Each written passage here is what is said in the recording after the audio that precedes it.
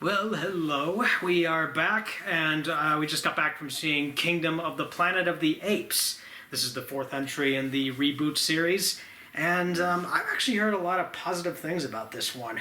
Yes, there has been a lot of positive about this one, and mainly because I know we'll start this off a little bit too with talking about how people kind of talked about or what this movie is, and that is people say it's its own standalone, still within the series, but it's standalone.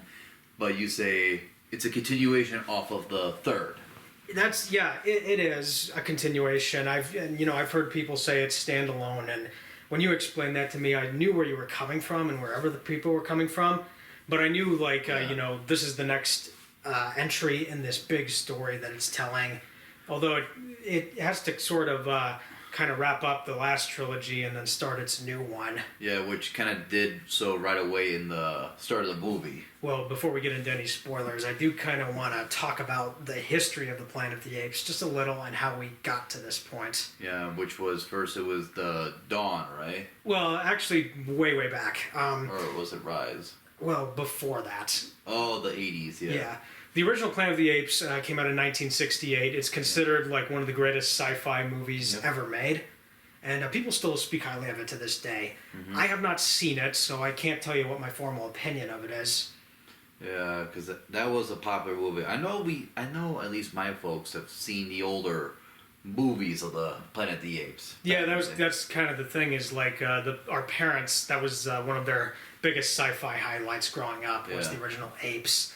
There were 4 sequels to that movie. People say they're not very good. Yeah. So I have no idea what to think of those. There was, of course, a remake with Mark Wahlberg and Tim Burton behind the camera. Oh, yeah. Which was not well received. Yeah, because there were a couple, I know, in the Planet of the Apes movies, there were a couple endings in some of those films. One of them was was it the Statue of Liberty being broken or something like that? In the original film, it was they find the Statue of Liberty, it's all destroyed, and then Chuck Heston's like, "You maniacs, you blew it up!" That's just like one of the most quotable lines in all of sci-fi. Yeah. And I believe another one, the ending was, where the Lincoln Memorial, and instead of Lincoln's head, it was a monkey's head. Yeah, that was in the Mark Wahlberg remake, and that ending was so confusing. Even the actor who played one of the characters in that film couldn't make any sense of it. Yeah. But Tim Burton said the ending in his movie was supposed to be ambiguous and not make any sense.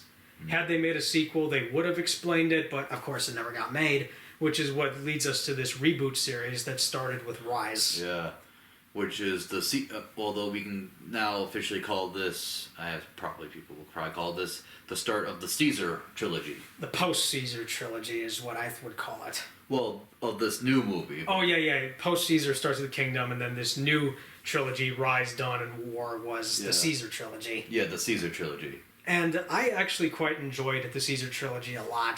Mm-hmm. I did not rewatch them prior to watching Kingdom, which is actually what a lot of people said in their reviews is they were going to rewatch the trilogy, but then they never got around to it, and they were still satisfied with this. Yeah, because the way this started out the movie, I know we'll get to it, but it just kind of finishes off, or at least leaves the last cherry on top to the Caesar trilogy, and then starts this new trilogy. Oh yeah, because the trilogy of the Caesar trilogy, it's like considered one of the best trilogies like ever made in recent memory, and it's really rare that we get something like that. Yeah. Because there have been trilogies where it starts out pretty good and then gets bad towards the end, or it's the reverse where it's actually not so great at the start, but then it gets better as it goes along. Yeah. But with a trilogy where all 3 movies are great, that's we don't get that very often. Not very often, no. But it starts off with, like you said, the Rise, where Caesar they gave Caesar the... Well, what happened was in Rise, humanity was looking for a cure for dementia and Alzheimer's. Yeah. They find something, they test it, it works, but then it doesn't really work effective on the humans as they think it does. No. They give it to the apes as test subjects, and that's what increases their intelligence, and the apes pretty much revolt and break out. Yep. And they go form their own society outside of humans. Yep. And then by dawn, the drug has evolved into a virus called the simian flu, which basically wipes out the whole world. Yeah, because it infects human badly because it makes them a little bit more It degrades them basically. Yeah, it makes them more primitive and de-evolved, which is something we de-evolved. saw in War. But Dawn, that one everyone pretty much liked. Yeah, because that was another one of Caesar's great moment, and where it starts off the war against humans versus monkeys. Yeah, Koba was the one who started the war between humans and apes. Yeah. It was confined to the ruins of San Francisco, and then by the time the third one comes around, it's expanded. It expanded, and that's where we finally see Caesar at least die, basically. Yes, he does die at the end of War. It's Yeah. basically, his send-off and the journey that he's been through all three of these movies. I mean, he went through a lot, because I remember Rise, he kind of went through kind of like the revolt. Dawn was kind of like preventing Trying to prevent a war between apes and humans. Yeah, by killing Koba, which he'd been through multiple battles, and then this war where he went through another major battle, and now he eventually died because too much battle. Too much battle, but he led all the apes to basically a paradise. Yeah. And so that's where we get to this movie, and a lot of people who saw Kingdom were a bit worried about Disney's influence because, Disney owns Planet of the Apes now after their buyout of 20th Century Fox. Yep. Thankfully, Disney's influence is not found in this. Nope. This felt very much like, the quality of the previous three. Mm-hmm. And if Disney did have an influence in it, I'd be like, well, this was no fun. Yeah, that's for sure. I think, it's just a matter of time. If they ever get their influence into this series, it could get really bad. But thankfully, they're focusing on other stuff right now, so... Yep. I can only imagine what they're going to do with the Alien franchise once they get Romulus out. Yeah, that'll be interesting. In the meantime, though, we get to the Kingdom, the start of it, basically, after the intro, where it's... Well, before we get to that, your initial reaction to Kingdom? It was a really good film for a standalone / continuation type movie, where, because again, it finishes off the Caesar trilogy and starts this new trilogy of post Caesar, or at least what his last wordings were, or his teachings were onto all the apes that were able to form their own community, so to speak, and to also see what happened. As we figured, 300 years later, although it was confirmed 300 years later. Yeah, 300 years later, although the movie it states like many generations later. Okay, I quite enjoyed this. I liked this movie. Yeah. I thought it was a really worthy continuation of the previous trilogy. Mm-hmm. It's setting some new ground, and it ended in a way where I'm interested to see where it goes next. Yeah. Because they want to start a new trilogy with this. And I would say there was very little to complain about with this. Yeah, and the ending. There's hardly anything in here that was bad. This was actually really well done. Yeah, and the ending, like you said, when it's kind of like trying to continue on with it, more of its sequels and stuff like that, which kind of now reverts back to the whole teaching of Caesar, basically, or his final quote, basically, in terms of trying to, the question of can humans and apes coexist peacefully, which I think that might be a big theme across this new trilogy that they want to do. This new trilogy is can human and apes coexist now that apes have the same intellect or more in this era. Exactly.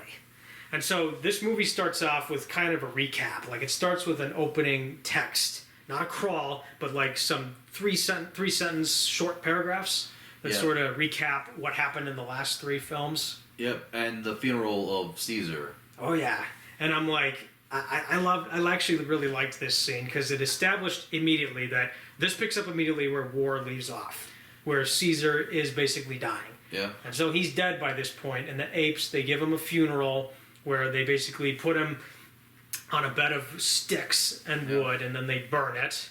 Mm-hmm. And so basically, that's basically where, okay, Caesar's gone now, and we have to continue his teachings. But in the crawl says many generations later, or in this term, 300 years later. So that means there's new people, new apes, new everything. And you'll see a lot of the buildings now more greenish, basically, as you would probably have the idea of if nothing were to be be done to it after 300 years. Yeah, like this movie, I would say, had a lot of really, really good sci-fi images that were evoking, if humans disappeared from the Earth, what would happen? Yep. And in this case, nature has basically taken back the planet. Everything is full of green and foliage, and it's gone back to what the Earth once was. Yep, except now buildings become more like, even though they're still rusted and ruined, but you could say they're now become more like tall trees, basically. Exactly. So to speak. Exactly. And you can see the apes are using that to their advantage. Yep. Because when we see the new characters in this, they're basically going around like bird nests and they're looking for eggs. Yep, and in this regard, though, they're treating the eggs as like basically trying to claim them as pets or comrades in arms, basically. Mm-hmm. Because basically, not only have the apes tamed horses, they've also tamed birds of prey. In this case, eagles or hawks, but mostly eagles. Yeah, because they called it the eagle tribe, so it's really eagles. Mm-hmm. And that's another thing too, is like they established that there's different tribes, different, communities of apes. We only ever see 2 in this movie. 2, although one's like I think one's you could say multiple, although the multiple ends up becoming part of a kingdom, basically. Mm-hmm. Or captured by a kingdom, you should say. Captured by a kingdom, because the main ape who's running that kingdom, he's trying to unite all the apes together. Under basically a tyranny, though. Tyrannical rule. Yeah. And so, like, when we see the Eagle Clan, like, we know that they are basically training the eagles, and the settlement that they've created, it was actually really nice imagery. It just kind of looked like a nice little village community, basically, as you would see probably in, like, medieval times, if you were to go to, like, a native tribe, basically. Something like that. But it looked like, really, really interesting sci-fi concept realized. Yeah. It was, and combined with all the buildings that had the foliage growing all over them, that was really, really pretty to look at. Yep. So after they claimed the eggs, they also, before heading back to their tribe, though, they realized a towel was missing. Yes, they find this towel that was missing, and they hear these noises in like a dark tunnel. Yep. They claimed the towel, but they smell it and they're like echo, and it's like, oh, so they called the humans echo, and in my head I was like, you mean like echo of like distance past? It could be that case. They do mention it quite a lot. Yeah, whenever they see a human, they're like echo. Yeah, because they're basically like, you were once the dominators of this planet, now we're the ones that rule this Earth. Yeah, and like I said, I kind of view it as when they say echo, like echo of distance past, basically. Because it's like, echo, because it's like farther and farther away, and like you said, they were once the dominant ones, or they were the past dominant, and now the apes are now the current dominant. Mm-hmm. And with the new characters, like we have this new ape called Noah. Yep. And he's basically, trying to go through the process of forming a bond with an eagle. Brings back an egg for himself. Yep, it was him. There were 2 others. They were friends of his. Well, one's like kind of like the love interest, basically, and then the other one was the brother, if I recall. I don't remember if it was a brother. I kind of looked at it as a friend.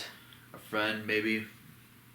But yeah, they were like all friends, and then, well, he has to go see his father basically at some point because he went to talk to his mother, and then he went to talk to his dad, who was the chief of the clan. Yeah.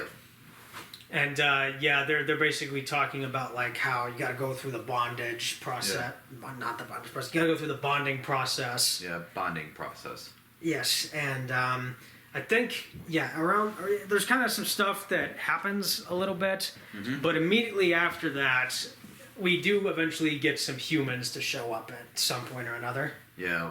One was stealing the towel, but then just disappearing, but you only see it in the flash instance. Another one was going into their one. I think it was the same person going into the village, but then she accidentally broke Noah's egg. Yeah, as she was trying to take something. Mm-hmm. Probably stealing some food. Yeah, but because of the breakage of the egg, Noah had to venture out to get another egg. Yeah, he had to go out and get another one.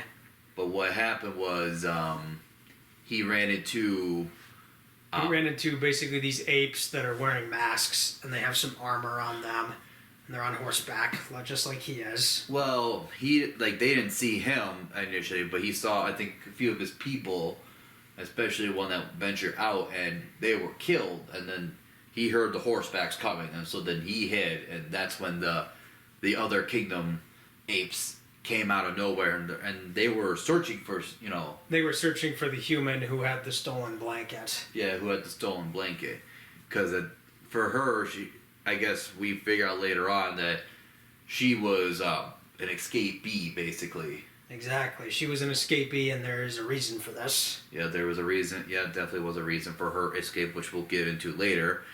But because of that, they try to follow her track. They found the scent of her on the blanket, and there was a horse nearby. So in their head, they're trying to put two to two together. Like, oh, maybe maybe if this horse will take us to where she may have been last refuge. Mm-hmm. So then they tase the horse, and the horse. Yeah, they use these like electrical prods because they have to be intimidating. Yep. And of course, I will say the main gorilla who was leading that squad. Yep. I always like it when gorillas are intimidating in cinema, and it was just nice to see that again. Yeah, because you can almost call it the enforcer, basically. Yep, and it makes sense to have the enforcer be a big, tough gorilla. Yeah. So yeah, they use the electrical prod, and the horse leads them back to Noah's village, and they basically attack the village and scorch it. Yeah, they burned it to the ground while also taking any monkeys or apes as any of the monkeys alive, because we got to get them to the kingdom. Yep, for different purposes, and anyone who opposed them was dead basically. Mm-hmm.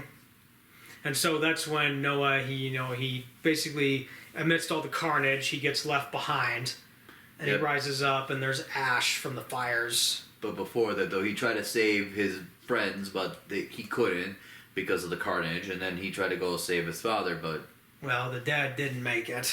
nope, he died due to the gorilla that they try to fight in a 1v2, but at the time they were no match. Mm-hmm. Makes sense. A gorilla would be stronger than a chimpanzee. Yeah.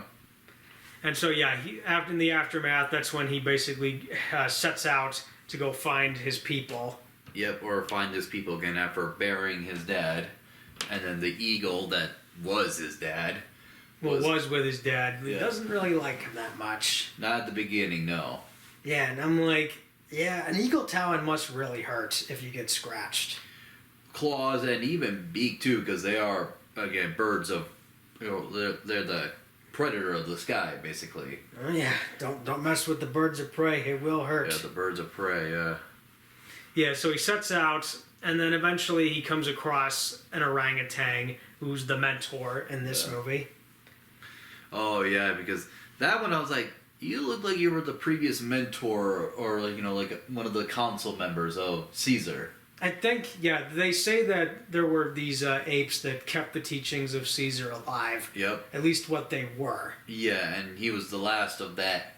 He was the last of that order because he wore a necklace that was the symbol of Caesar. Yep. And he was trying to say like they, like humans and apes were once together, basically living together. But this is where it gets interesting because we know from the trilogy how it was. Yeah. And in this new movie, the teachings of Caesar, they've either been preserved or they've been twisted around.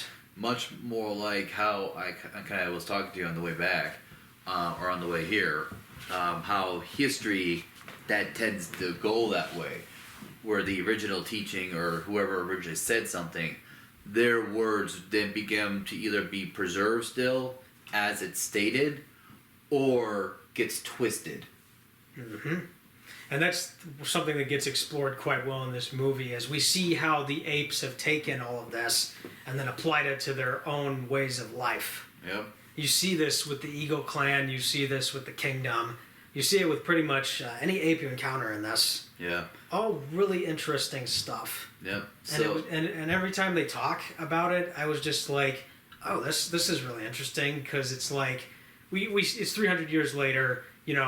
How have they preserved it well? Have they not preserved it well? Yeah. And how do they go about keeping the word of Caesar alive? Yeah. How do they do it basically? But then as the movie progressed, because the orangutan was telling Noah. Yeah, the orangutan's name was Raka. I believe that's what it was. Yeah, Raka was telling Noah that these humans used to do lots of things, and there are things that your elders did not tell you because reasons basically. We have to keep that from the young ones so they don't get the wrong idea. Yeah.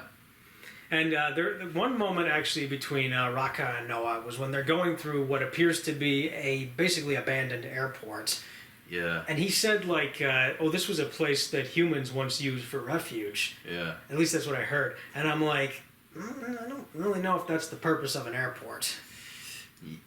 Yeah, I think he kind of I think if I recall correctly, he had it a reverse basically because he thought of it as like a zoo, but the zoo was meant to see humans, but it's like, no, this was because he said it was a refuge, but then he kind of twisted it in a different ways, which is kind of funny when it's like, preserving stuff, even though he began to twist it a little bit. Well, that's a little interesting. Yeah, and I was like, you got the refuge right, but then the rest of it was kind of wrong. Yes, it is a refuge, but it was meant to transport people to different locations. Mm-hmm. And it was not really a zoo. Yeah, it's like, maybe I can see where the confusion would come from, because airports do have these big windows. Yeah. But when you word it like that, it's interesting, because it's like 300 years later, and you pretty much have forgotten what the purpose was. But then again, by the time human civilization collapsed, I don't think the apes would have known too much. No, especially where you kind of lose, you don't have a lot of human knowledge basically, or a lot of books or whatever were scattered or ruined or whatever the case may be. So you kind of forget a lot about that, but you remember what you kind of gather up a little bit during the 300 years, whether that's horseback riding or making weapons, building a village or kingdom, whatever the case may be. Maybe some agriculture, but we didn't see a whole lot of that. Not a whole lot, no. But then again, I mean, these are apes, so they don't have to utilize agriculture quite yet. They can just kind of like feed off of the berries in the wilderness or leaves and stuff like that. Or they could go fishing, because we did see fishes being hung up on sticks. Oh yeah, but some of them were used from the eagle's perspective, so they sent eagles to go fishing basically. Mm-hmm. It would have been nice if we had seen a scene where maybe an ape had like a spear in their arms, and they were like above the water, and then they timed it correctly and got the fish. Probably, but I think in this instance, because I saw the eagle kind of flew back down with the fish, and the ape caught it and was like, all right, who's next? That is interesting. Although you think they would have learned to do some fishing themselves, but who knows? But anyways, they venture out, it gets night, and then they kind of build a fire, and then, although both Raka and Noah sees the human, Noah recognizes her. Yeah, it's the same one who got into the village and has been following him. And Raka's like, hold it, we cannot show her that we're the aggressor. And so eventually they back down. And what was actually kind of interesting is they name her Nova. Nova. Which is actually a reference to War of the Planet of the Apes, where they found this young human girl who couldn't speak due to the simian flu. And they called her Nova. And then Raka was like, oh, when we encounter humans, we name them all Nova. Yes. It's like, name them all Nova? Like, you couldn't think of anything else? But eventually, the human tags along with them. Yeah, the human tag along from a distance a little bit, and then she eventually, literally didn't tag along with them. Basically, she tagged along from a distance. Then she just became part of the group, basically. So now there's a group of 3. Then they venture out trying to find, continue on the path of finding Noah's people. And then as they were venturing out, Rocco was explaining everything, and then he goes, and he's like, okay, we do this, and this was the way, and what the heck is that? What was that scene again? The zebra.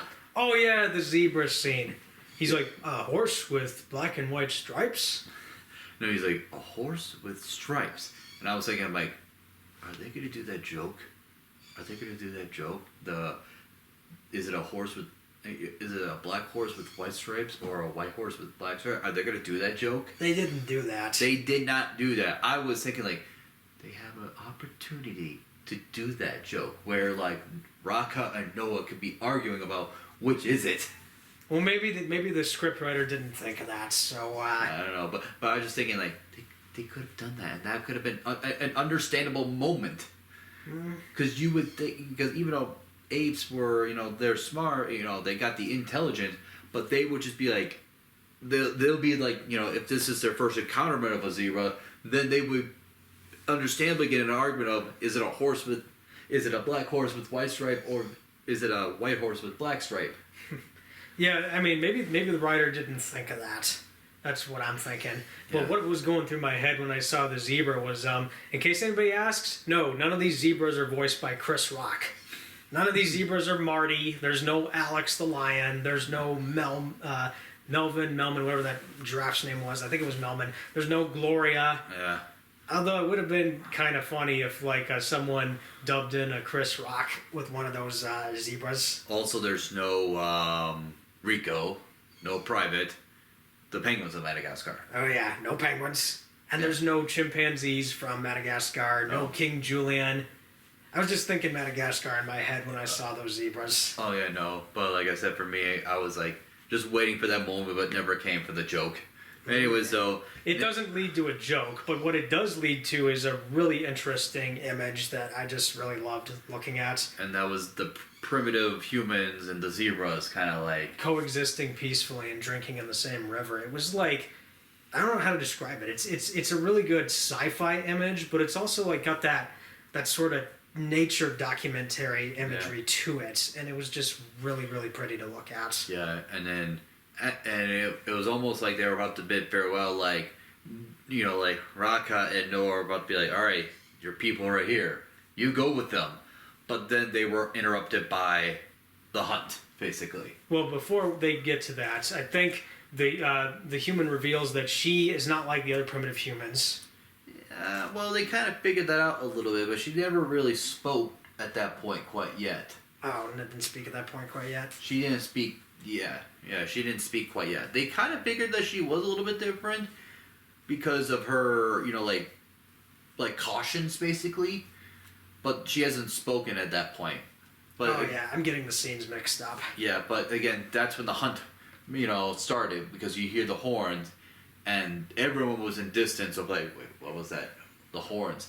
And then the ape squad that we saw earlier, they come back. Yep. Because they're hunting down this one human that's traveling with Noah and Raka.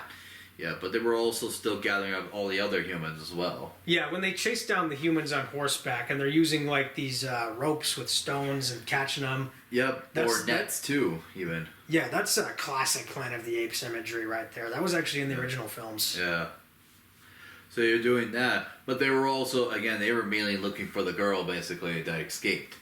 And then they saw her kind of run away in the fields, and they were like, there she is. Yeah, this is actually a really tense scene where she goes into the long grass. There's no velociraptors in the long grass, in case anybody asks. Nope. They hunt her down, but she's like laying low to the ground. Yeah, and she's trying to figure out a way to escape, and then she sees Noah on, Noah actually trying to find her, and then she called out her, his name, and he heard it, and it became like this whole, all right, who can get to her first, basically. And then the tough gorilla, he gets down on all fours, and he's like running across the field. Yep, and it gets closer, and then eventually she jumps on, but also the gorilla too.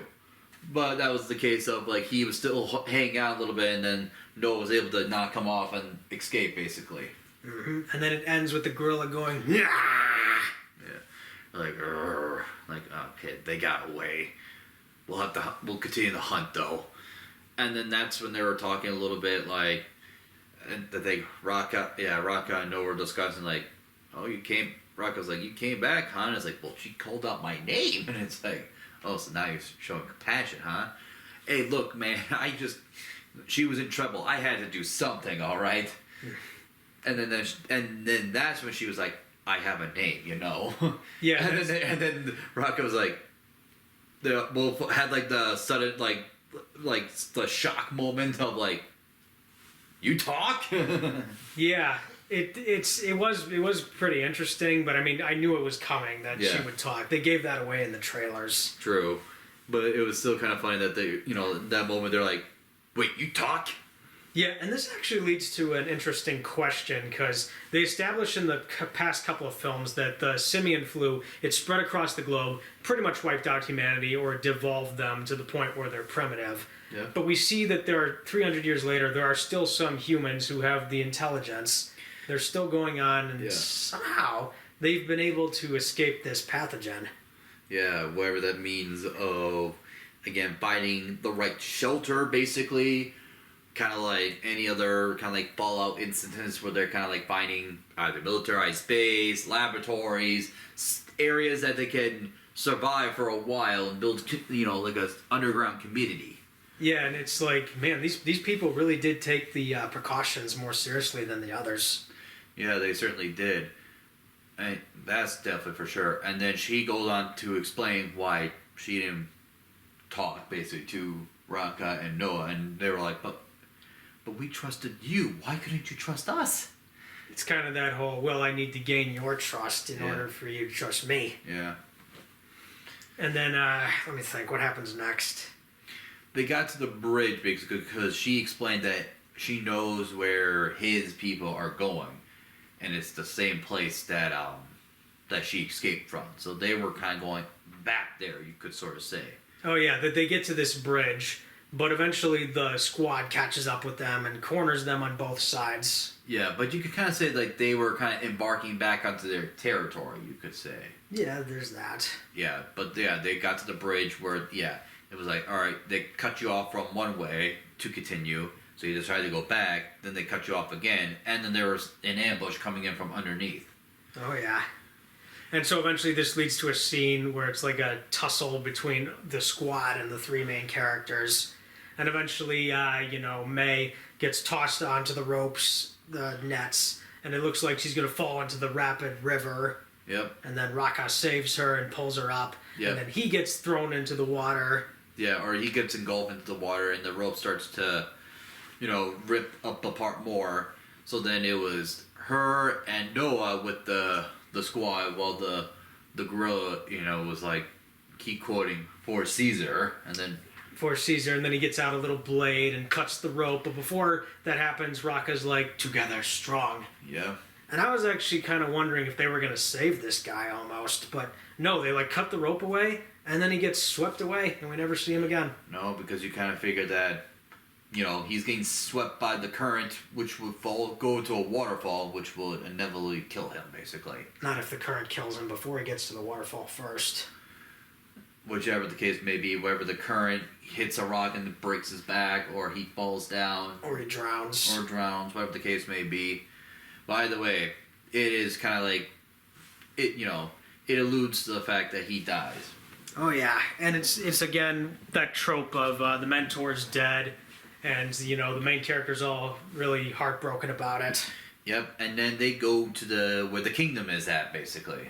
And the kingdom, it's in this abandoned shipyard, and I think there was a suspension bridge around there. I couldn't identify which one it was. Yep, and it looked like another like vault type of area too, like a specialized vault area. Mm-hmm. And we see this kingdom that the apes have built. It's on a beach. One part of it's on a beach. Yep. They put up a wall so as to keep the water from overflowing.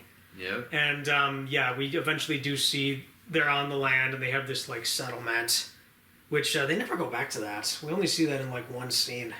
Or a couple scenes where it's like they have like a village on top basically, or like villages on top and like this kind of like barricade, the bridge or like the wall basically that they were kind of working on basically. Yeah, and I have to wonder in the next two movies if we'll see it again, and it might be bigger and possibly it's a tad bit more advanced, but not too much. I don't know because they went at the end of the movie they kind of went back, so they don't utilize that that area anymore. At the back end, but in the meantime though. Well, in the back end, I mean, it's not terribly close to anything that could potentially destroy it. Yeah, we don't know about that one. But in the meantime, though, the wall and stuff like that, or like where the shipyard is at, in the wall, it was being utilized as like a, you could almost say it's kind of like a slave work area. Yeah, like a slave work area where you got the king, and he's got all these people working for him so he can achieve his goals. Yep. And the main goal was actually mainly trying to break down this door, basically a vaulted door. And we see in a scene where they're using horses and ropes and apes, and they're trying to like pull the doors down. And chains too. Yeah, and chains, and it doesn't work out. Yeah, because he was trying to use some quotes of Caesar, but again, twisting it in his own way to try to get to the vault, basically. Oh yeah, and this is where we're introduced to Proximus Caesar. Yeah. Who's basically the villain of this movie, and I gotta say, I really did like this guy. Yeah, I kind of just mainly call him Proximus because I think at this point he's using Caesar as like a king, basically. Like king this or Tsar this, emperor this. Mm-hmm. Like or so and so. Yeah, and he was actually a really intimidating presence. Yeah. And his voice, I mean, that was a really intimidating voice. Yeah. Trying to match up like a tyrannical king, basically, or tyrannical emperor. Yeah, someone with so much authority and power that people are, well, in this case, the apes are afraid to challenge or question him. Yeah. They just have to go with his way of ruling, otherwise it's going to be trouble for them. Yeah, that's definitely for sure. And then it eventually got to the point where Noah finds his, families and friends again, and then the big gorilla sends him to where, to the king, basically, Proximus. Yeah, and when he's sitting on his throne, that was another really awesome image. I love that. But we're also introduced to another human character who has just been like this scientist, you could say, of Proximus. Yeah, he's like the historian or the scientist. The historian, scientist of Proximus. And Proximus gave him the goal, since he was smart enough, to teach him history lessons, basically. Don't focus on fictional story, but even though he would like to hear from time to time. But his main objective was history lessons. Mm-hmm. Mainly, he was more intrigued with the Romans, which I'm like, okay, that explains a lot of Roman usage, basically. Oh yeah, and we all know what happened to Rome. It fell.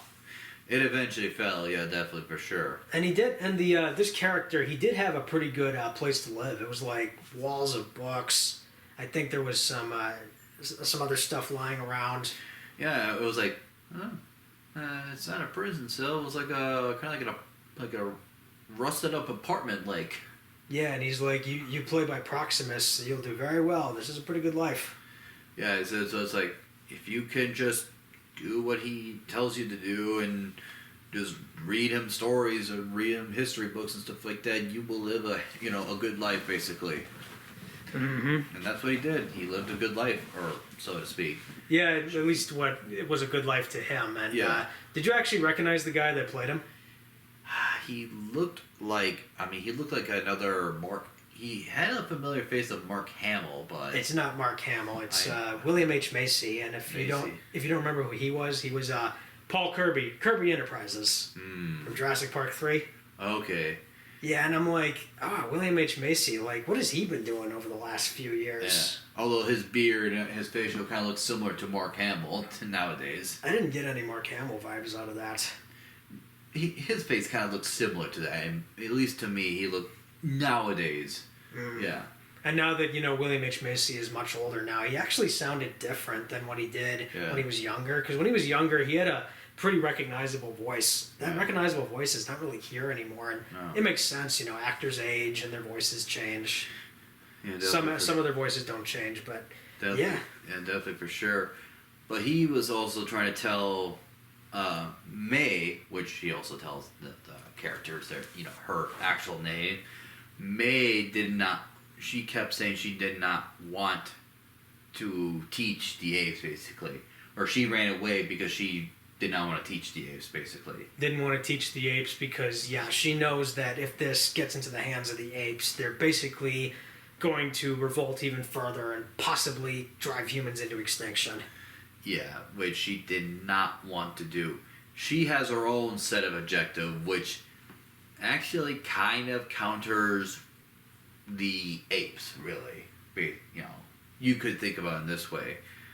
Because her objective counters that, although their interests kind of like conjoins together, but eventually goes separate ways. Mm-hmm. Which is kind of interesting, because a lot of Caesar's saying and a lot of the past stuff kind of like intertwines and kind of, headlines a lot of it in what is this movie and potentially going forward. Oh yeah, because that's something we can get into later, but it was really interesting. And actually, the scene where Noah and May, they're in the dining room with Proximus. Yep. And then Proximus is like, "Are you familiar with the concept of evolution?" Yeah, I was like, oh, evolution, where his objective is trying to basically get another jump in evolution from where they are now to technology, basically. He's trying to make jumps instantaneously, basically. Because they basically tell us behind that vault there are human weapons and technology that Proximus wants. Because Proximus, like, they're able to communicate far distance, fly like eagles. Oh yeah, and when he's talking during this scene, he's got this like really like, he's got a very authoritative voice. Yeah. Very authoritarian voice, and he's like, he's really intimidating, and you're just kind of wondering, is this guy gonna lash out? Is he gonna get angry? It's a really powerful, booming presence, and you just don't want to set this guy off. No, there was a couple times where you thought it could have been that case, but he kind of did not show that in a few of those instances. Not really. I mean, he did get aggressive later on, but it's just like, this guy's pretty tough. We got to be careful how we approach our interactions with him. Yeah. Then he goes on to explain why they were chasing May basically the entire time. He's like, she escaped from us, but she knows what's inside there, basically. And that's why we need her. And then he asks Noah, "Did May tell you what's in there?" And he's like, she told me nothing. He's like, told you nothing? You told him nothing? Yeah, at first I thought it was going to play one of those tropes of the evil guy doesn't believe him, even though he may be telling the truth, but he doesn't believe because he spent time with her, he believed that, or they believe that, oh, they may have told him that, that sort of trope where it's like, tell us what you know. I don't know anything. That's a lie. You spent X amount of time with them. They must have told you at some point. Yeah, but it's nice that they averted that trope and they did something else. No, it went with the more, wait, you actually told him nothing? Oh, okay. And then he tried to persuade Noah to join his side by saying, you cannot trust human. Very similar to Koba in Dawn. Yeah, Koba, it was established that Koba, he had been experimented on all his life. Yeah. Can't trust humans because of that. And he was like, human work. Yeah. So, and Proximus, even though it was not human work, but he kind of went on with the whole, like, the similar concept of, you cannot trust a human. And do you want us to be enslaved by the humans again like we once were? Yeah. And that's when he shows him, the bigger village that's on the land. Yep. And that was actually, his selling point is like, please, Noah, trust me. Come to us. Don't trust the humans. We can make all of this we can make all of this possible for apes. Yeah. Trying to make it better for apes. Which, again, on one hand, for the apes' perspective, that is sort of like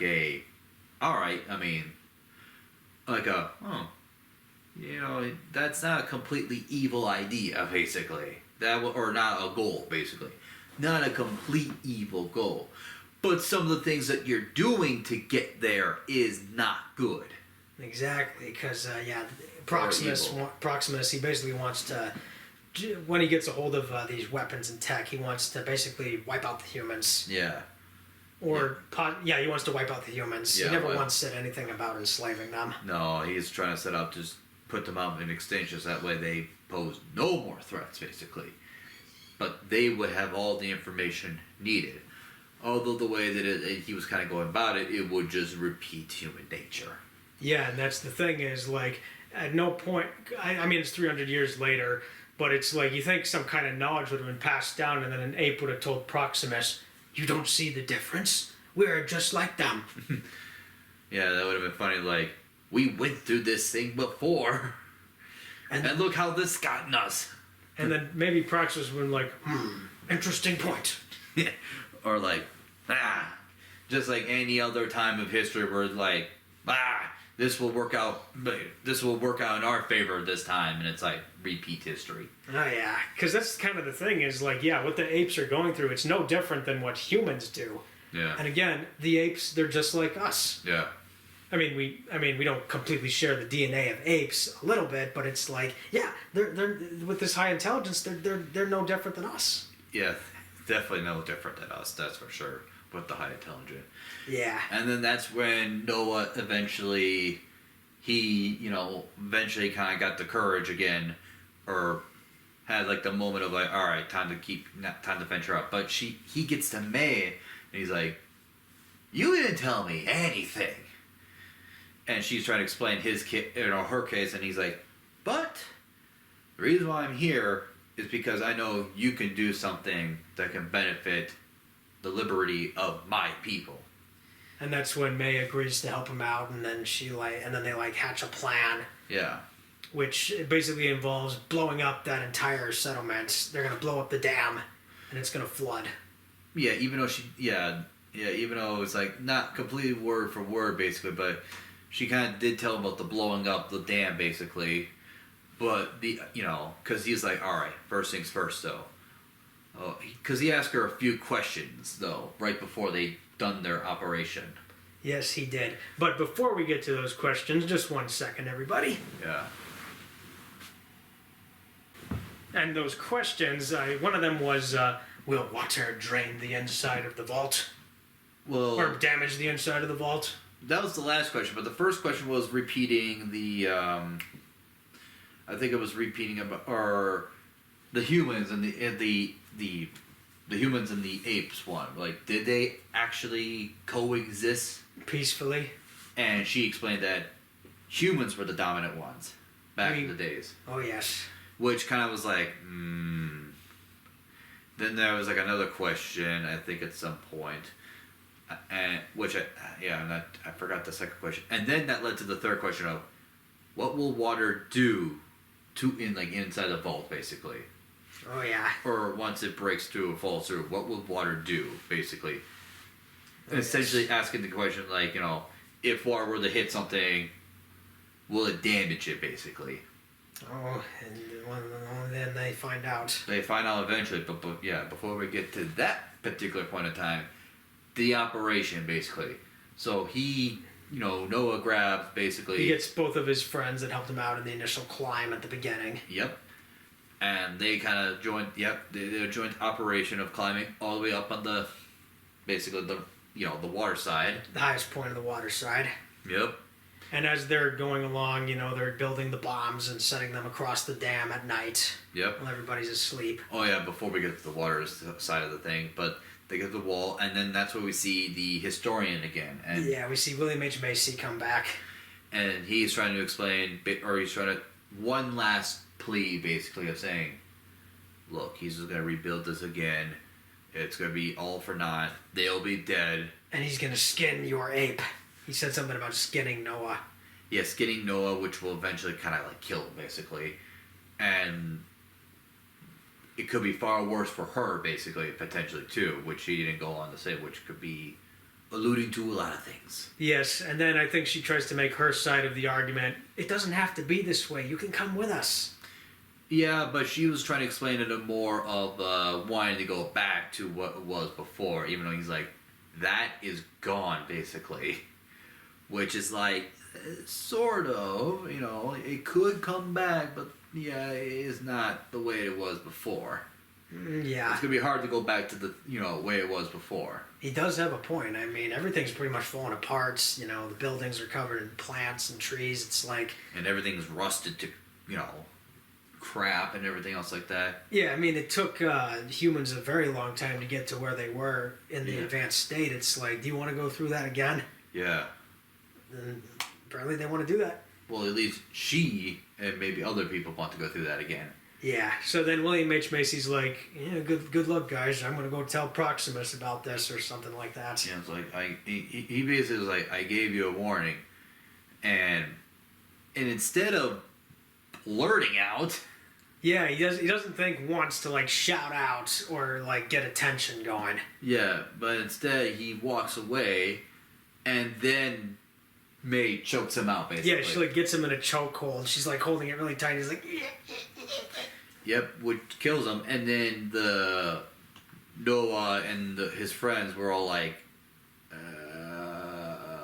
which I feel like starts that questioning or skepticism. I felt like in that moment was like the skepticism starts more, basically, of like, that whole like, should we trust you, basically. Yeah. I felt like that kicked in. Yeah, and when she, had to kill William H. Macy's character, it kind of reminds me of a quote: "The hardest choices require the strongest of wills." Oh, that. Thanos. Yeah.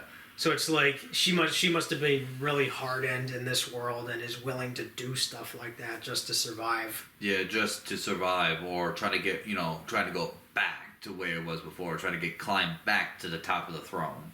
Yeah, and it's like she doesn't want to lose all that, so she has no choice but to basically take the life of William H. Macy. Yeah. And it's like, she must be really strong if she had him in the chokehold like that and cut off that windpipe. Yeah. Maybe she was putting a lot of pressure and going really tight. Yeah.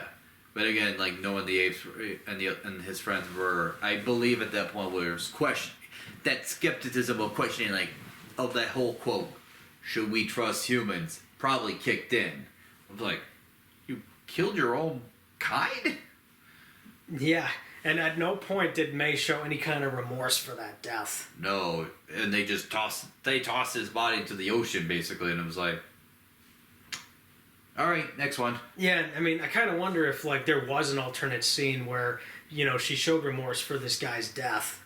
Like, she does it, but she's kind of horrified, Or an alternate scene where they're going, but then, like, the girl pulls Noah to the side right before they continue on, or like maybe the three of them, like as she's walking, pulled them to the side, and we're like, should we trust, should we continue to trust her after what she just did to her own kind? Yeah, I mean, they could have thrown in something like that. I just kind of would have wanted a scene maybe where she shows a little guilt and remorse for killing another human. Yeah. But maybe there was an alternate scene. I don't know if it was a deleted scene or not, but who knows? Yeah, because for me, I would have liked the grab, and it's like, should we continue to trust her after what just happened? There's that. Because they did have like that, like the startled look of like, you just did that. Yeah, but they forget that apes are stronger than the humans. It's like, why are you so afraid of her possibly strangling you? You're much stronger than she is. True, but I think it's more of the idea of, again, that questioning of, like, should we trust them?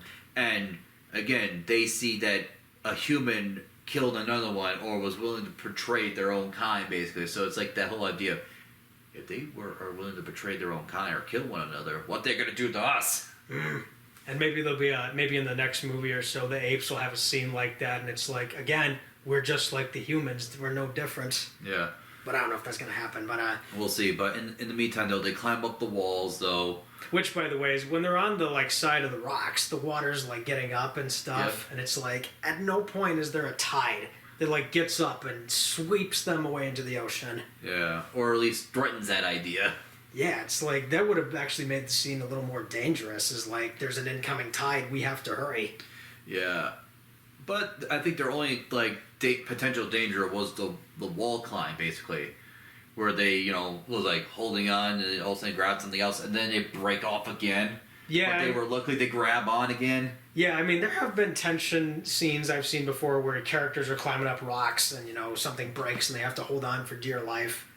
But that was actually another really good scene. I will admit that. Yeah, they eventually got to the top. They found little vents that were broken. They get in.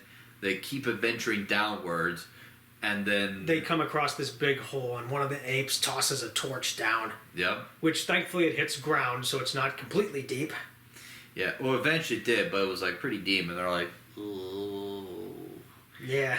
And then they kind of found like a stair, another like stairway down, and then she goes off to get something while they went to like a classroom or like a room of sorts where they started reading some books, one of which was a small children's book, which I didn't recognize what it was. No, but it was showing the zoo basically, and it got to a lot more pages of like gorillas and apes, in cages basically. Yeah, and they're starting to figure out, wait, we were the ones behind the cages. Yeah. And then, and I was expecting kind of like her asking either what were you reading? But instead she was like, all right, let's get going. Or another time where they could have done the whole, should we continue to trust her? Yep. Another thing you were expecting. But, I mean, the scene played out naturally. Like, I guess maybe, yeah, you were expecting that, but to me the scene was pretty natural. Yeah. But they kind of continued to venture out. She gathered a couple things, too.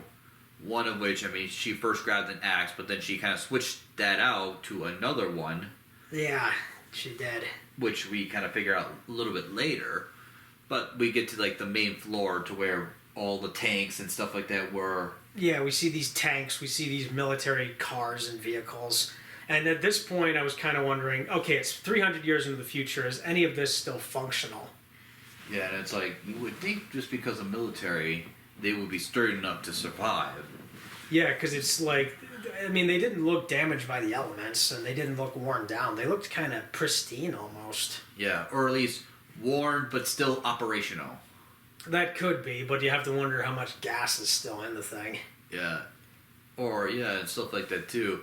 In the meantime, though, as they were, like, getting the whole thing opening, basically, everything was down, the alarms were going off. Yeah, they turned on the generators, which are miraculously still working after 300 years. Yep. And then she was trying to explain, like, all right, this is going to be loud, so this is going to be quick.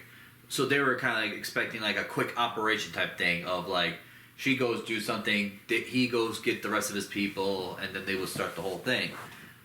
But what ended up happening was, it was one of the trope of, well, one person rattled and everyone else figured it out because of the rattler. Yep, they basically open the doors and it's daylight by that point. Yeah, and I think it was the mom that was the one that made a rattle or something like that. Yeah, they show her at first, and then Proximus comes in.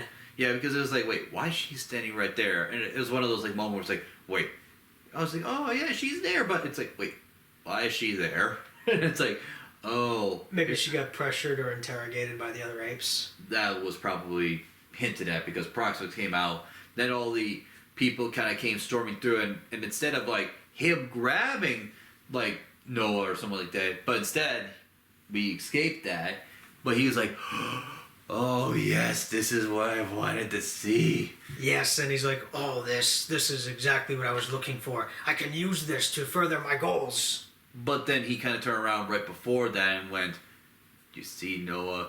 It's like, you cannot trust a human. What do you think she's going to do? She's going to take all of this and then she's going to use it against us. But we could use this against the humans. Think about it. Yeah. So that he kind of like challenged him by saying, all right, hey, ultimatum.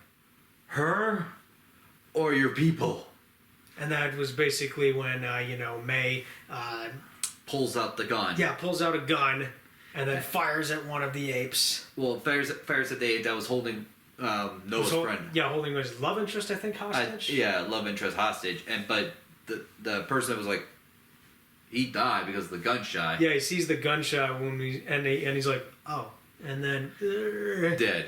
It was one of those like the 10 seconds of like the character realizing they were shot and then they faint basically. Or it's that character that realizes they're gonna die and in that little bit of time they go, oh.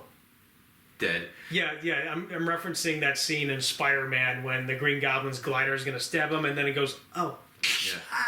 Or Barbossa when he's just like, I feel cold.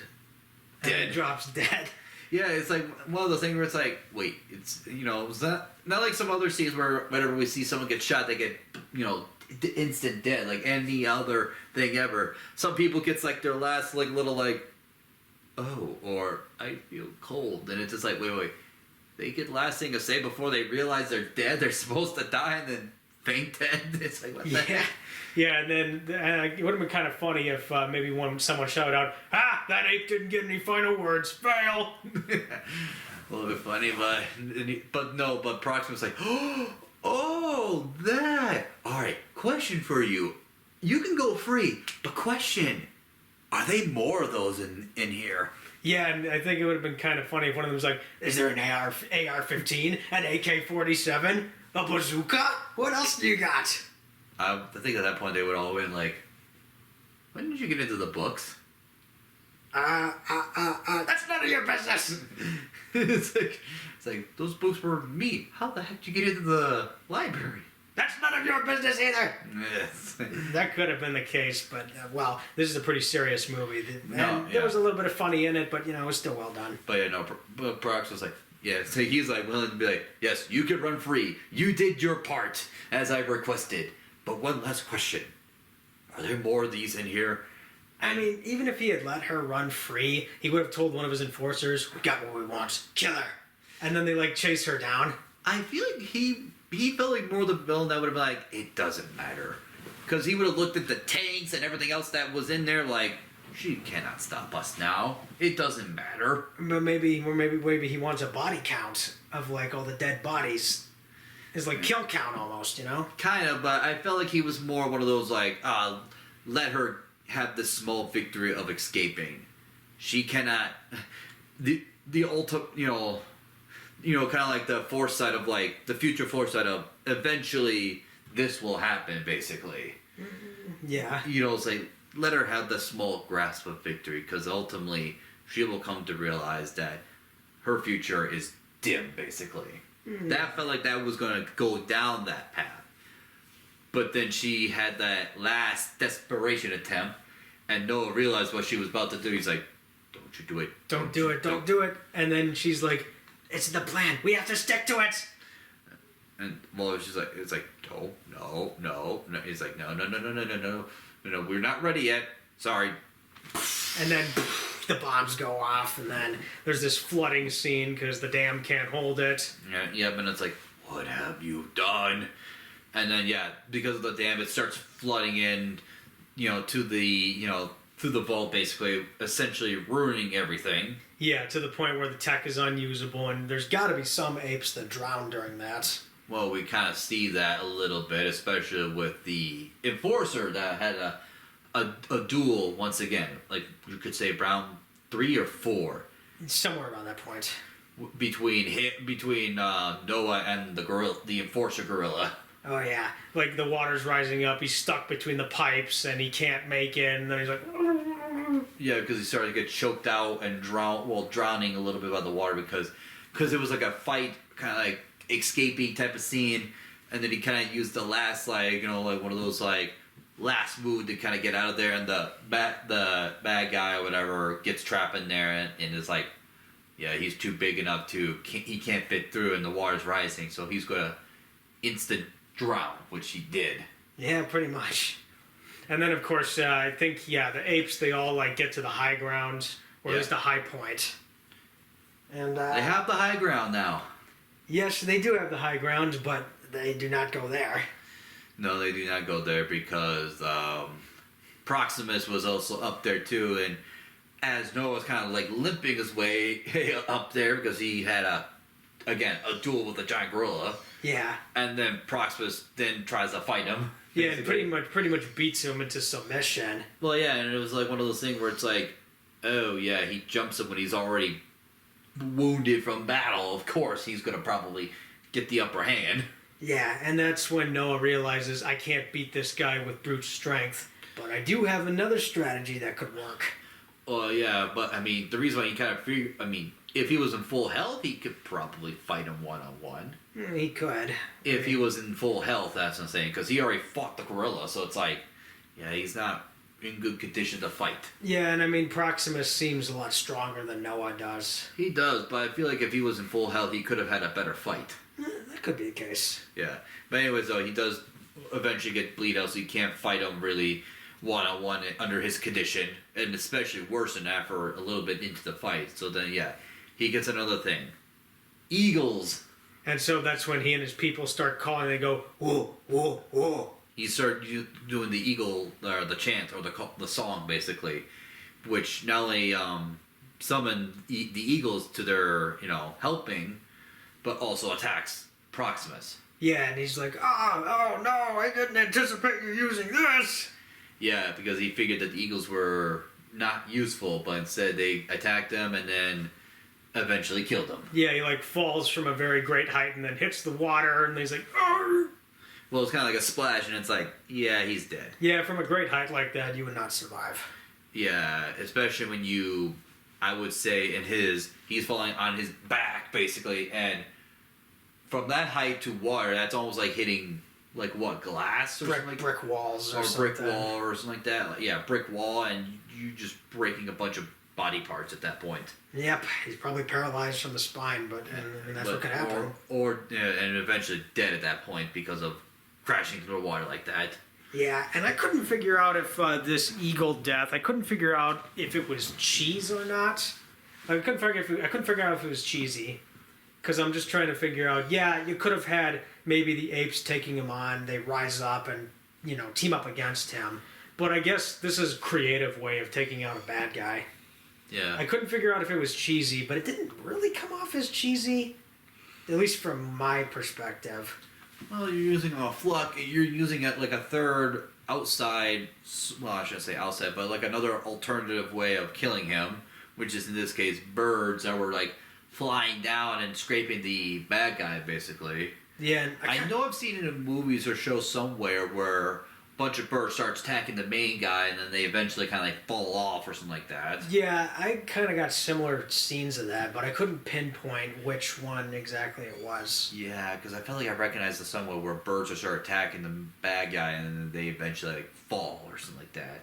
Due to like, trying to swat them away and then they don't know where they're, walking towards and then they just fall. Yeah, I mean, I couldn't figure that part out, where it was from. But yeah, anyway, they defeat Proximus. And then, of course, the apes abandon the one side of the kingdom. The other side, I guess, is still intact. Yep, but again, they all went home, though, after Proximus' death. Because it was like, time to go home now. Yep, we're all going home.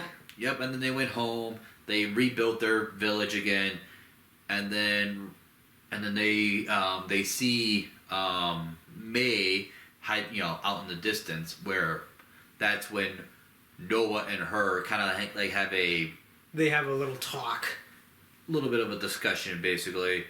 But it was like one of those things where it's like, even though they won, but it was more of like a difference, basically. They still had their butting heads, two sides moment, where it was still a clash of she wants to go back to the old ways, which was back to the modern era. And then Noah's like, are you sure you want that?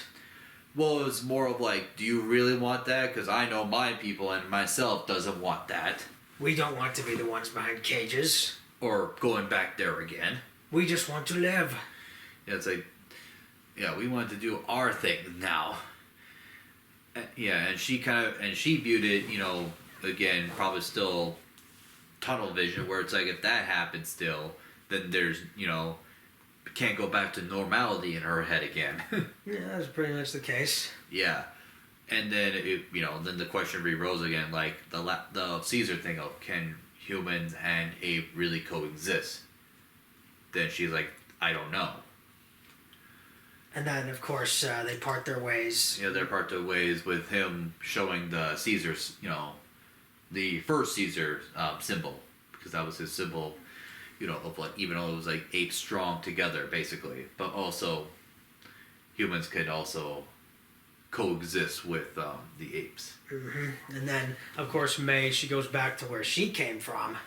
Or she kind of travels back, but she gets to the lab. She gets basically to this bunker area that has these like big satellite technology. Yeah, they're kind of like almost looked like they shouldn't be functioning anymore, but they still were. Yeah, it's like they're all like there's like pieces that are missing, and it doesn't look like it looks like they'll collapse at any moment. Yeah, but instead she gave them something that was from the bunker. It was like a hard drive. Yeah, which was able to be functioning again, and which again started up this whole satellite or the radar thing. Yeah, but it's like with that hard drive she takes, because that was what she was really after. You have to wonder, like, how is the hard drive not corrupted after 300 years? And also, too, think about it, too, because those sonar radars, they require satellite. So that you're telling also that the satellites, after 300 years, are still functioning? Yeah, I mean, it's like, shouldn't there have been some growth inside that? Like some plants growing out of it? Well, satellites in the orbiting will be fine, but it's like... I'm not talking about the ones in space, I'm talking about the ones on the ground. Oh, yeah. The big dishes, that's what they are. Yeah. But they were like, they could have been like rusted or anything like that. Like nothing came about. Especially with some of it's already like in ruins. Yeah, and it kind of looks like that, but it's like not completely falling apart. There's like pieces and stuff. But also the ones orbiting, like how are they still functioning though? The ones orbiting. Yeah, because like you would think the International Space Station would have like fallen out of orbit and like crashed somewhere on Earth. Especially with the satellites too, or like some comets or something like that would have crashed into one basically. Yeah, and how is there like no remaining space junk still falling into Earth? Yeah. Or something like that. Yeah. But it's a sci-fi film. We gotta have some cool imagery. Yeah. And some like at least hopeful for some group of people or the other like this sort of thing. Yeah, and so basically she gives the hard drive to the group that she's with, and they plug it in, and the computers are working just fine. And communication was able to get across to another group of people who had already stabilized communications? Yeah, it was something like that. And then they said they were from Indiana. Yeah. And I'm like, why Indiana of all places? I don't know. But also, it was like, wait, where are they located? Yeah, it's like, I don't know exactly where this is set, what location this is, because it wasn't very clear. No, but the only thing you could tell is like they're somewhere near a coast, basically. Yeah, maybe it's the West Coast, because the previous trilogy was set in the ruins of San Francisco. Yeah. Which was on the West Coast. Is it somewhere farther north? Like, is it on the Canadian West Coast? Yeah. I can't tell. Are they like in the Washington side? Like Seattle, or are they in the ruins of Vancouver? Or are they in the ruins again of Seattle or some other area? Yeah. Or are they in like Portland or something like that? Or I mean, if that's what Portland looks like in the future, I'm like, because Portland's not good. It's not a good city. Or just anywhere in the West Coast. Or are they in the East Coast somewhere? I mean, we did see some kind of suspension bridge in the shipyard, but it didn't look like any suspension bridge I'm familiar with. Yeah, but who knows? But again, they were able to get contact with the people with Indiana. Yeah, within Indiana of all places, and I'm like, why Indiana? Like, what's so special about that state? Well, don't know, but also another thing too is like, wait, how do they have connection or like communication still? Like, what's going on there that's able to have them survive or at least have stabilized communications, basically? Yeah, I mean, that is an interesting question, and it's like, I mean, they established in Dawn that they've been trying to get communications established between different human colonies or different survivor groups. Obviously, they're still doing that here. Yep, and then you also have the last scene where Noah and his beloved, he takes her to the telescope, basically. Yeah, he takes her to a telescope, and where they see the stars. So now it's kind of like, all right. So now they kind of have an idea that the humans once had the technology capability of going to space. It's only a matter of time before they see the Icarus come back. Yeah. Because they established in Rise that there was this spacecraft called Icarus that went into space. Yeah. And that was a reference to the original film where astronauts in space, they eventually come back to Earth. They find it's ape dominated. So you have to wonder if those astronauts are somewhere out there on the Icarus still surviving. And they'll come back at some point or another in these next two movies. Yeah, we'll see. But in the meantime, though, just because of the fact that it's like, all right, so Noah and his people are starting to realize the space capability while in the meantime, May and her people are now establishing communications. And then, of course, the movie stops after that. Yep. There's no post-credit scene, so don't want to stick to the end. But it did. But when it ended, I was just like, well, what happens next? Like, I want to know what happens next, because I was really invested in this story. Yeah, because eventually kind of, because of the two endings, or at least how the two stories kind of like ended in the movie, where it's like, all right, what's happening next? What is this sort of like idea get into place? Yeah, it'll be kind of interesting, because I know they want to make a new trilogy. It's like, what's going to happen next? So like, with the communication now with May and her people, with the people in Indiana, how is that going to formulate with the humans? And as for the apes, they could now potentially realize this whole space thing as well, which means they could realize that there's more technology out there. And maybe we could see apes going into space. I was about to say more of like, okay, they may be realizing that humans may have more technology, more capabilities than they may have thought. And they're probably going to hunt down all this tech and like try to use it. Yeah, because again, they saw the tanks, they saw the weapons, they saw now the telescope, they saw all this sort of stuff. Now they have questions. You better hope they don't get hold of a nuke. Well, that's if the nukes are still functioning. Yeah, they could have degraded after 300 years because, I think isotopes have a half-life. Yeah. And they degrade over time. Yeah. But, I am interested to see where they go next because this was a very interesting story. Yeah. It really continued the story quite well, and doing its own thing. Yep.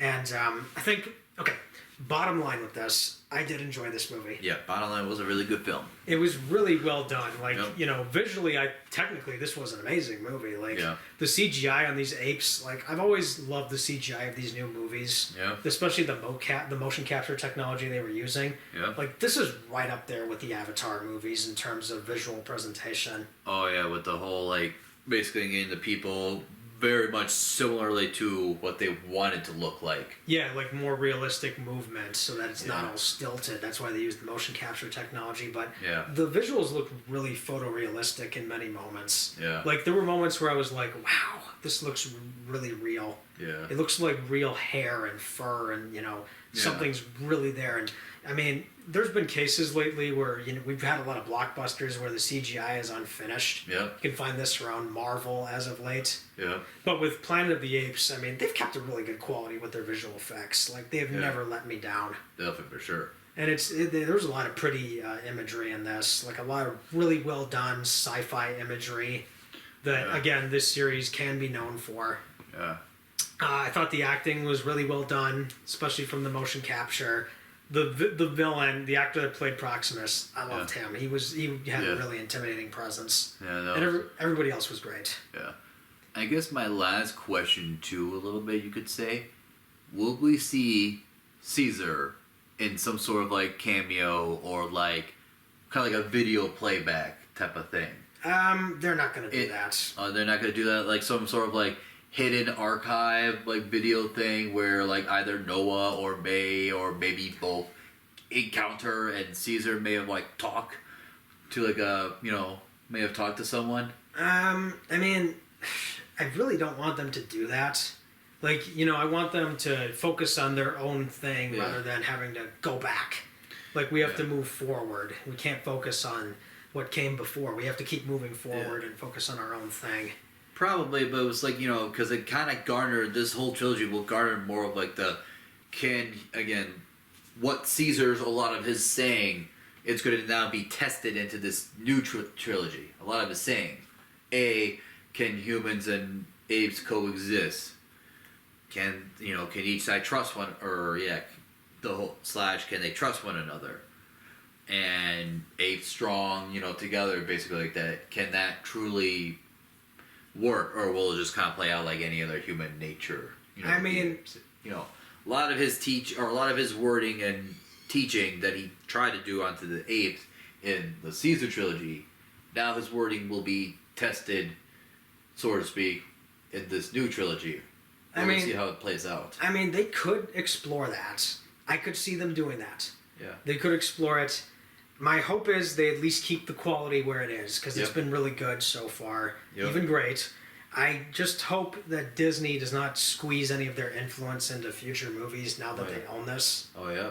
My hope is that with the next 2 films, if they get made, they keep this up. Yep. They explore more of the themes that have been established in this movie.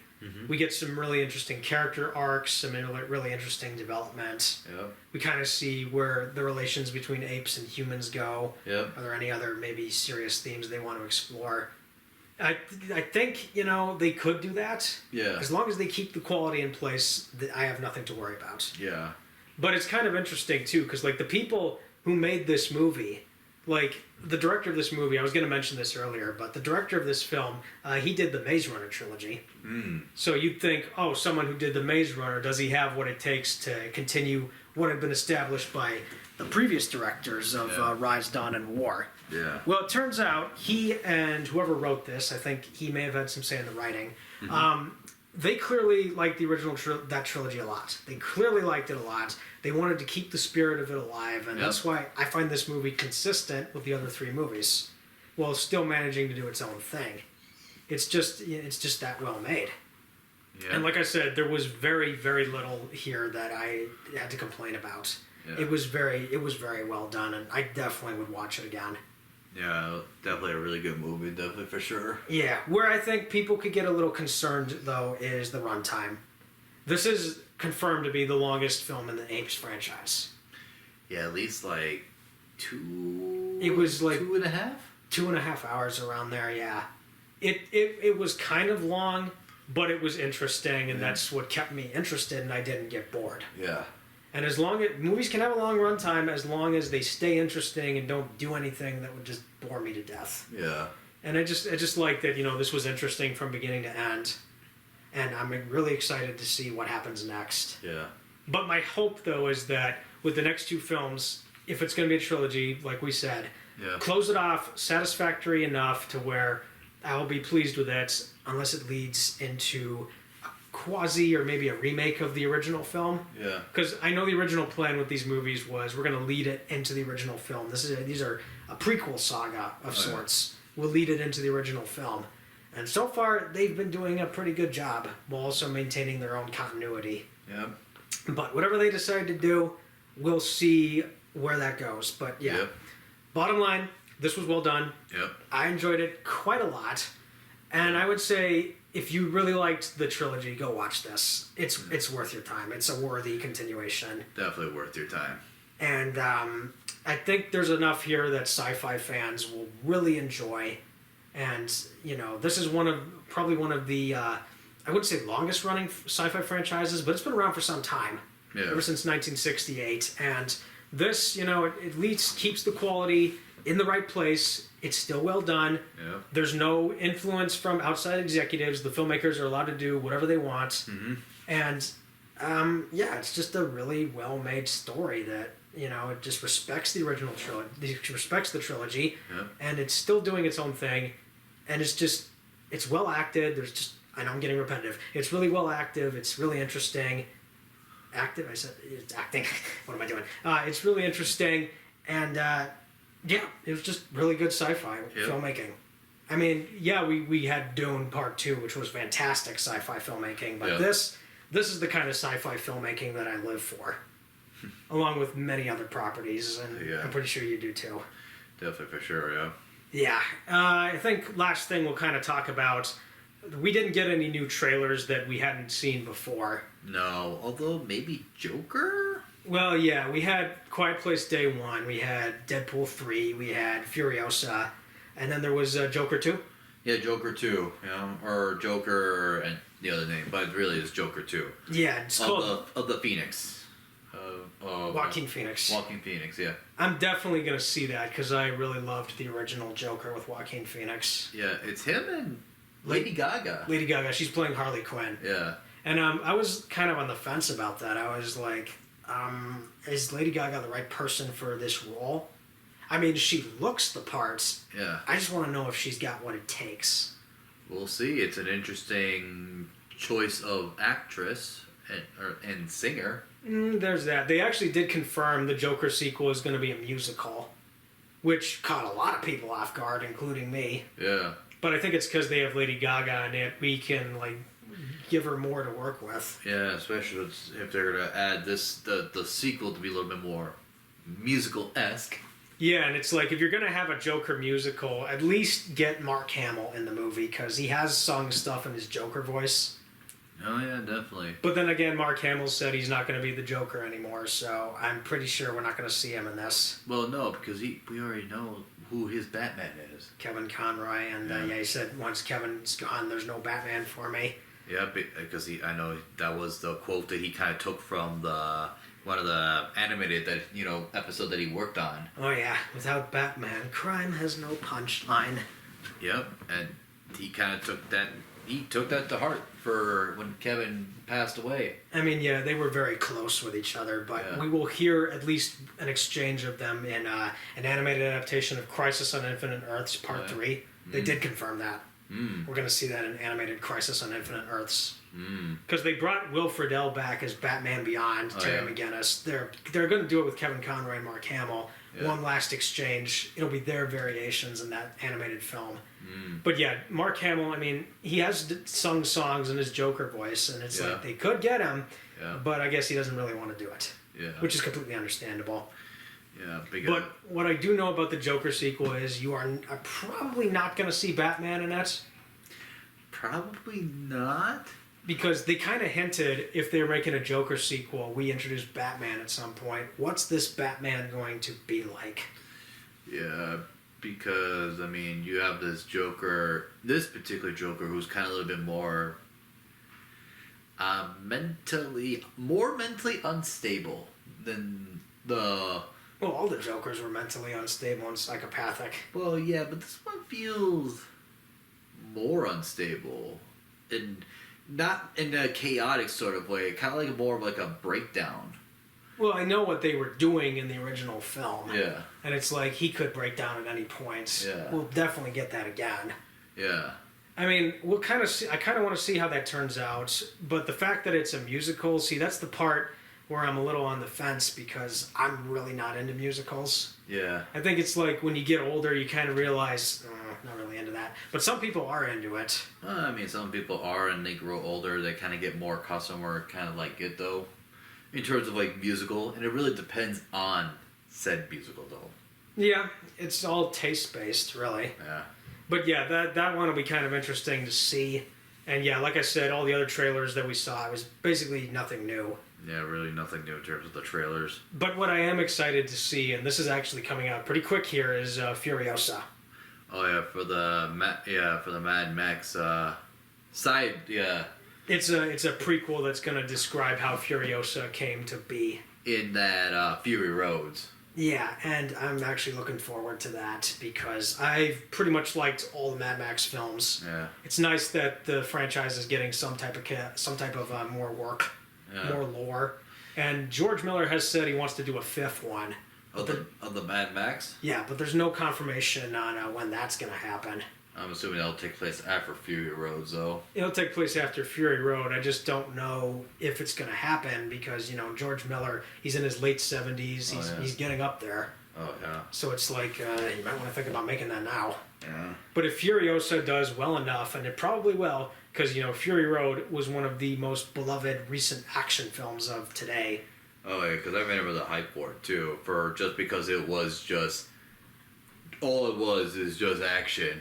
Oh, yeah. And I think we can delve more into that once we get to Furiosa. Yeah. But yeah, all the trailers I've seen for Furiosa, they look, it looks like it'll have the same kind of action that Fury Road did. We'll get some new characters, and it'll bring some interesting lore to the Mad Max universe. Yeah. And I just kind of want to see, how it plays out. Yeah. What I don't want them to do, though, is I don't want some of the answers in the prequel to be really, lazy. I don't want them to, because usually when it comes to prequels and they try to explain stuff, it can either be really lazy or it can be satisfactory enough where you're like, oh, okay.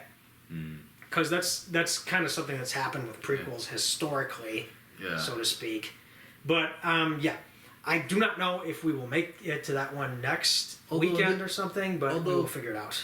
Although you could say with the Furiosa, you could say this is a pre-sequel. Borderlands. I'm doing that Borderlands kind of a little joke.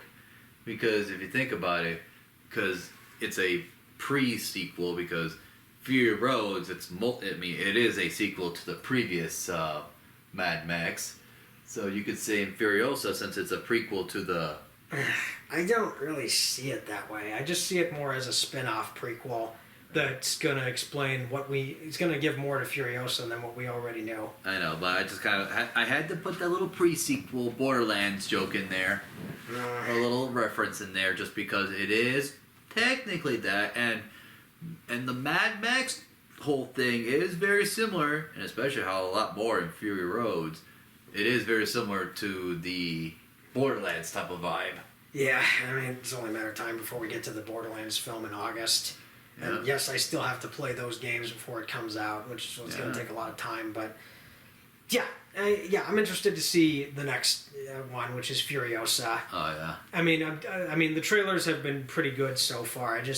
What I'm hoping for is lots of action that's about as great as Fury Roads was. Mm-hmm. A lot of practical effect usage, because there was a lot of practical effect usage in Fury Road, which made it all the more exciting. Oh yeah.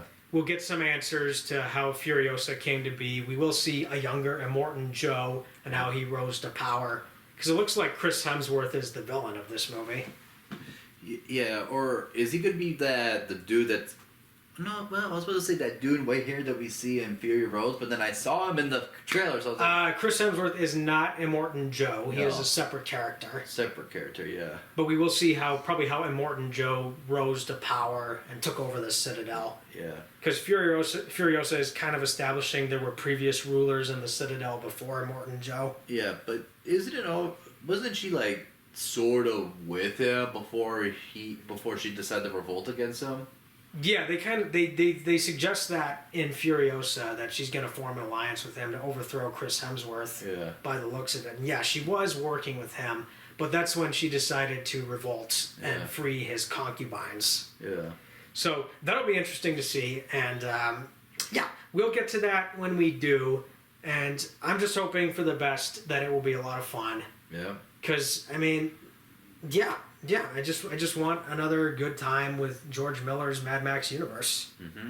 And I think that'll be the next one, and then it might be dry over the next month or so, and then of course Deadpool 3's on the horizon. Yeah.